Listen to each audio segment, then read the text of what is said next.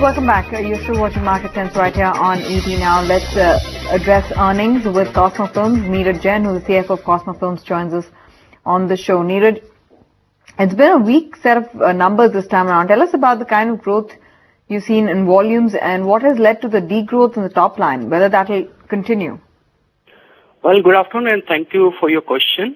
If we see overall basis, PAT is 12% growth on a quarter-to-quarter basis, and there is 2% growth on year-to-year basis. In this quarter, actually, there is about 250 basis point reduction in the margins, largely on the commodity films, which we believe now has bottomed out. But important thing is company has been able to successfully compensate this with the lot of specialty film sale. We have grown more than 10% in specialty film sale in the quarter, and by improving the lot of internal efficiencies. So we have been able to beat in the quarter largely the cyclicality aspect which used to be there in this industry.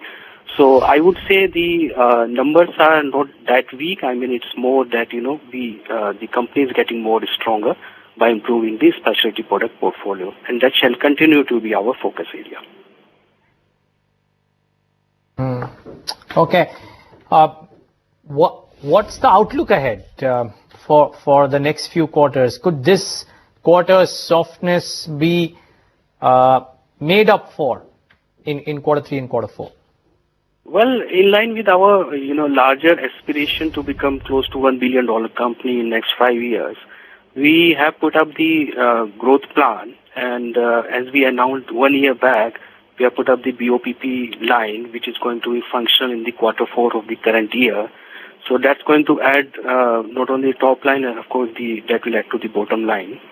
Beside this, as we recently announced, we have acquired land, adjacent land near our Waluj plant, which will again, currently we are evaluating a couple of projects which get shortlisted. Then we will come out with the final growth plan. But yes, the company is looking towards the overall aspiration to become close to $1 billion company. Okay. The other factor, you recently bought about a 34-acre land parcel in Maharashtra to aid your expansion plan as well. Take us through that progress. I know you briefly mentioned about it. When does that get commissioned, and how does that add to your top line growth going ahead? So the line which are going to be functional, we have put up in the Gujarat.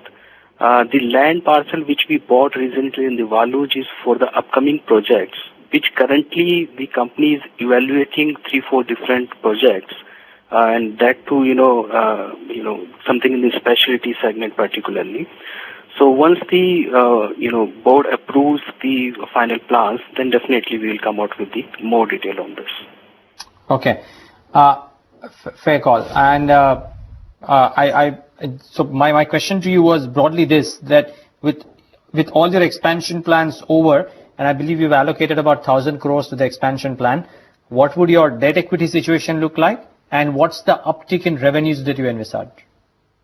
Well, very relevant question. Currently we are at close to 480 crores in that debt level, which is fairly comfortable if we look at the debt equity, which is close to 1 time, or the debt to EBITDA, which is also less than 2.5 times, close to that. So even after considering the capex plans, we look at in the long run close to 1 time of the debt equity ratio. Although in the temporary basis there may be some changes in this. So very broadly, the debt is looking to be under control. We wish you all the best, Mr. Jain, with your future earnings. Thanks very much for joining us and giving us more clarity on how this quarter's performance panned out. Let's just change tracks. I think there is an update coming in on a possible